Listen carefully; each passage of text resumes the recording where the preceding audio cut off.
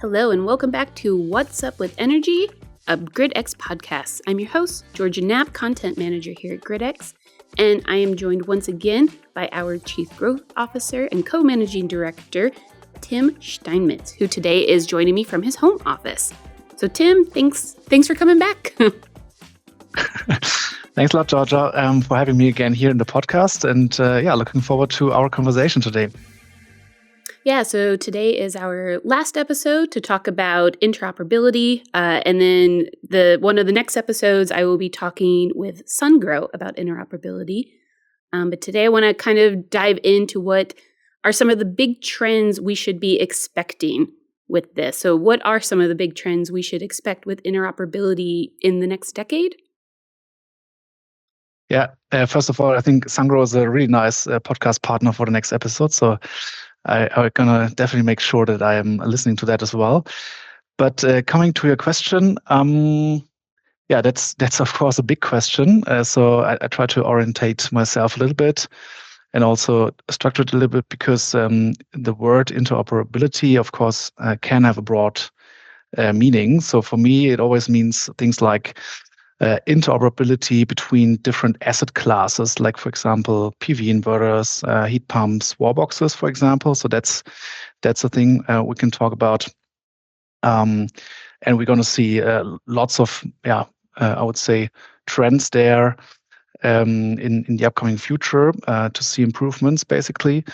When I talk about interoperability, but it's also things like being interoperable between assets and other third-party services, like, for example, energy management providers like gridX or other players in the market. It's also about being interoperable between energy management, so controlling these assets, but also connect that to tariff providers, right? So that's basically super important to not think only in hardware, to not only think in energy management and controlling, but connect that always to tariffs, so electricity supply contracts, and get the most out of it in combination.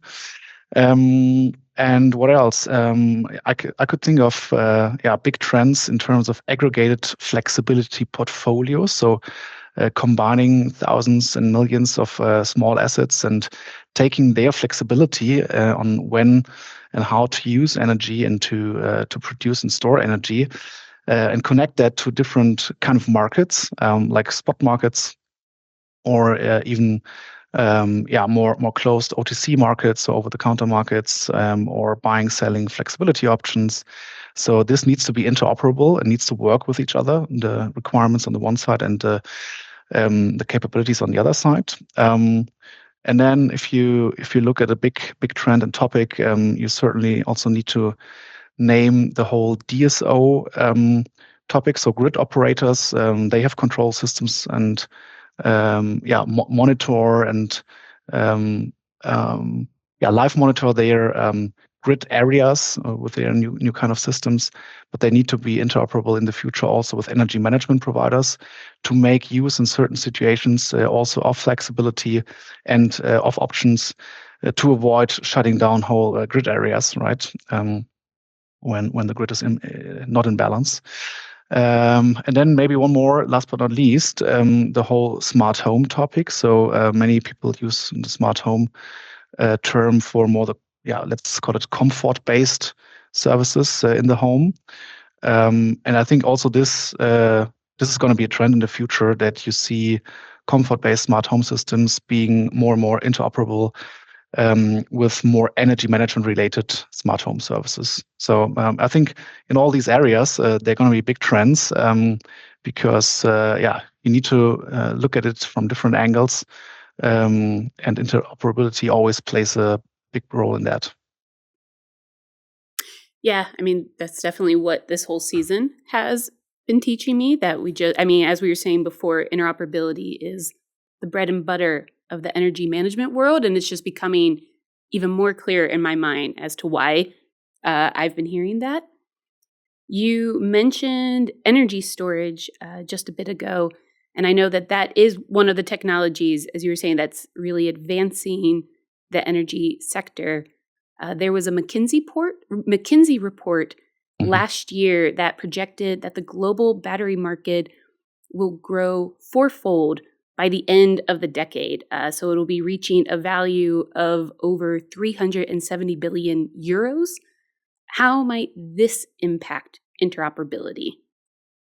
So yeah, also good question, Georgia. And to be honest, I don't know the numbers from the study by heart, but generally, I think there's a big connection between the two. So battery storages and interoperability. Basically, they need to go hand in hand, right? They are strongly connected with each other. And as mentioned, renewable production is inherently intermittent. So if you want to use most of the renewable production, battery storages are basically essential to shift supply from PV production, for example, or wind production into times of very high demand needs. And with this attribute, basically, renewable energy can be much better integrated into, for example, wholesale power markets as well as grid congestion management schemes. So basically, from my point of view, there will be a big impact. Without batteries, there won't be a successful energy transition from my point of view. And also with regards to the growth projection, you mentioned some numbers of the study. This makes generally sense to me. Also, if you compare it to the technology development of solar and also cost development of solar in the past decades, if you look at battery storages, we are much more in front of the curve, right? So we'll see a lot of technological developments there, which will show big results over the next decade, which then basically means much lower costs and better performance like today. And with that, also faster adoption and rollouts in the markets. So as we move forward to a truly smart grid, what do you think will be the most immediate impact on end consumers? A good point. If you differentiate consumers and prosumers, we also talked about prosumers. And if you make that differentiation, I think consumers, of course, have a bit less options to profit from the future smart grid because, in their nature, they have definitely most of their energy usage, which is not controllable, at least not automatically controllable. But even if you start just with very easy use cases like transparency use cases by looking at more granular data of your real consumption from your smart meter, for example, it can give you great insights and also advice for adapting your behavior slightly or to exchange, for example, some inefficient appliances which consume too much power. And I think in the next step, it can also trigger or lead to more proactive thinking on energy generally, because so far for many people, it's not really an emotional product, but this can change. I think if you think about that, if you see more details, etc., this can change. For example, if you think towards community ideas, it's actually just logical to connect these consumers also with prosumers, so that in times of oversupply of PV owners and operators, that consumers which are close by, for example, in the neighborhood, that they can use the excess energy for a better price, for example. And speaking there of price, I think if you look at consumers and also at mass markets, I think such approaches can then only work if you provide a service which has a very big focus on cost savings and affordability, because that's what's basically triggering most of the people. There are already a couple of options in the market with energy community services available in some or in certain European countries. So it's starting where consumers can participate, but it's just as mentioned, it's just a start. And these kind of solutions need, from my point of view, the right and attractive regulation and incentivation for both parties to join in the future. When you said a second ago that I think you said it's not an emotional product yet, you mean like smart energy technology isn't an emotional product yet? Yeah, it's maybe strange that I'm saying that. So for me, it is completely. And I think for many other people in the industry, it's very emotional and super motivating. to work in that area and to create these products and bring it to the field. So I'm fully convinced of that. But if you look at it from a mass market perspective, so people who don't know about the technology behind, don't know about the insights of what we talked about in the last episodes, for example, and rather looking at, I don't know, give some examples, maybe cars or clothes or whatever products. These are products which are most of the time more emotional for somebody instead of getting the electricity out of the power plug, right? So that's what I mean with it. And if you also look at studies, which triggers people mostly with regards to their energy bills, it's not that they think purely on sustainability and renewable energy, etc. Of course, the front runners and people who really take care of that, they do. But if you look at the broader masses, it's really affordability and price. Yeah, that's really true. And that's because you're right. Now that I'm in the energy industry, I'm also like, oh, this is very emotional. But a year ago, when I was not with the energy industry, I would have thought more about cars being sustainable, again, recycling, not how to make my electricity at home necessarily sustainable. Now that's all I think about. But that's a really good point of it needs to be made a little bit more emotional on a mass scale.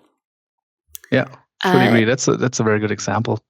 Needs to be easy to understand as well, easy to digest, easy to use. And in the end, I mean, it's also a bit the topic of the session here, interoperability. So it needs to be interoperable with normal person's life and not just working for persons who are let's call the tech nerds or absolute front runners, because then we don't create enough impact. Yeah. We need like an emotional Super Bowl ad commercial that explains why you need advanced energy management systems. Are there any specific innovations or initiatives that you're particularly excited about when it comes to smart grid and smart technology? There are a lot of course, in the whole space of flexibility management. So gridX is also currently working on that, which really excites me. So we're ramping up a whole new team, which basically builds up a completely new product layer for our product portfolio and services.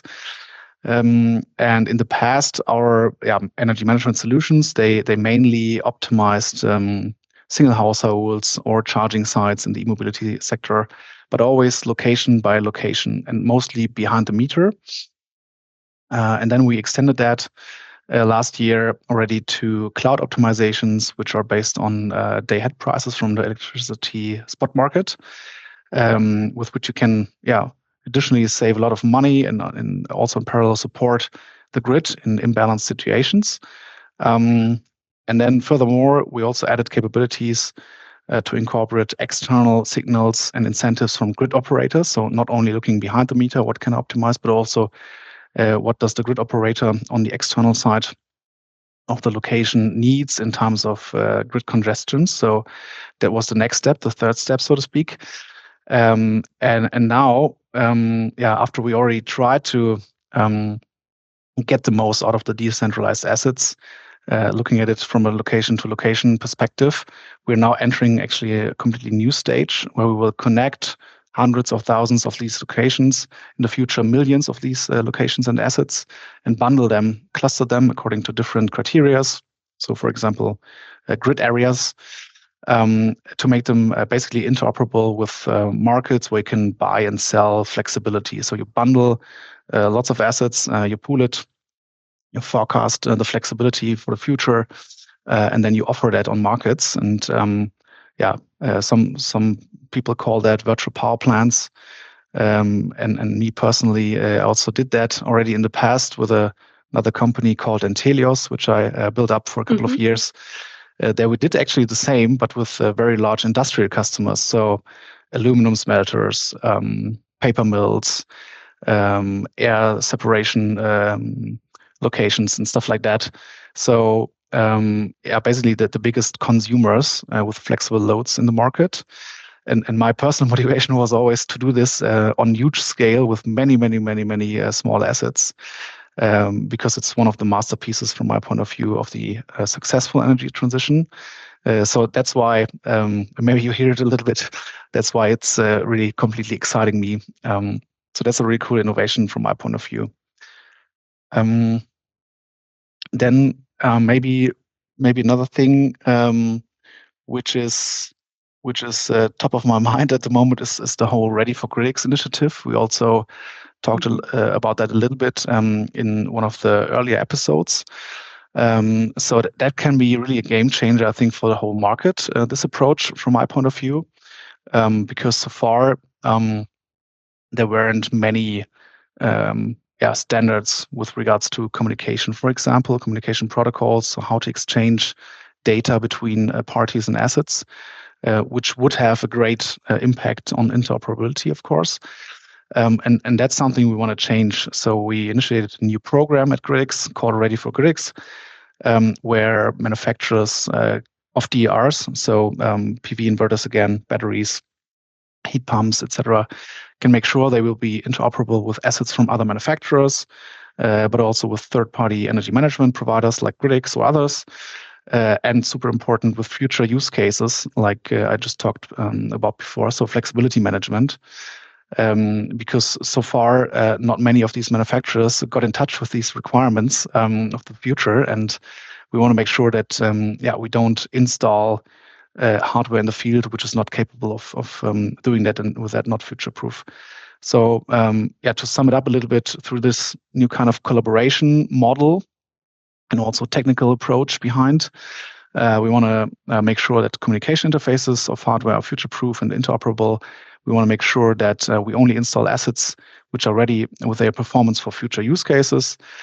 We want to transform basically millions of analog and not yet connected legacy assets, which are already installed in the field, into smart and connected assets through bigger retrofit campaigns with partners to increase basically their value for the energy transition in the future. And last but not least, we also want to make life for the installers out there in the field much, much easier. For example, with technical capabilities like auto pairing during the commissioning process to make it as easy and fast as possible to basically get interoperability to life. And then I think, speaking of installers, gridX is currently investing into indirect sales channels. Do you want to speak to that a little bit? Yeah, that's a good connection. So in the past, gridX was very focused on only very limited customer segments. So we didn't address the bigger part of the fragmented market, for example, in Germany, also Netherlands, which is covered by smaller installers, because our platform as a service approach is a little bit too heavy for that. And on the other side, if you want to address and cover big market share, you need to find, of course, certain channels, certain routes to the end user, and that's something we now invest a lot in. So basically, we want to make our smart grid or energy management solutions better accessible for customer groups like small installers, and with that accelerate basically the energy transition, and of course make every asset which is installed smart and connected and interoperable, which is the topic here in the podcast.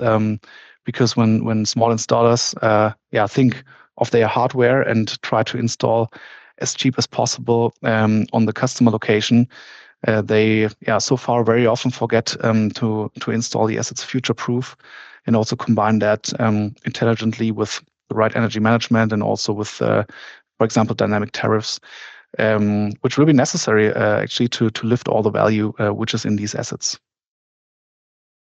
Yeah, and I mean, like you said before, cost savings is a big pro for the end consumer, and definitely when you get in the dynamic tariffs and stuff there, that can go a long way. That actually brings us to the end of these 3 episodes. And like I said, our next one will be with Sungrow, one of the world's leading suppliers of solar inverters, energy storage, and solar power systems. Before we wrap it up, do you have any last thoughts, Tim? Yeah, maybe connecting to what you said, I would just encourage to stay curious, stay engaged, stay hungry and foolish. The energy sector is one of the fastest evolving industries right now, and it's always super cool for me to see people joining from other industries to gridX, for example, and make the products we are talking about and the energy markets more tangible, more emotional, and bring that basically to the whole society. So I encourage everybody to dig a little bit into the details there and try to get infected by this industry. And I think with every person joining us or joining the industry, it just can evolve better. So looking forward to many new faces here, also triggered through podcasts like this. If you'd like to learn more about the world of renewable energy or energy management systems, be sure to check out our website, gridX.ai, where we produce regular blogs and glossaries about the subject. You can also follow us on LinkedIn or on Twitter and Instagram at GetGridX.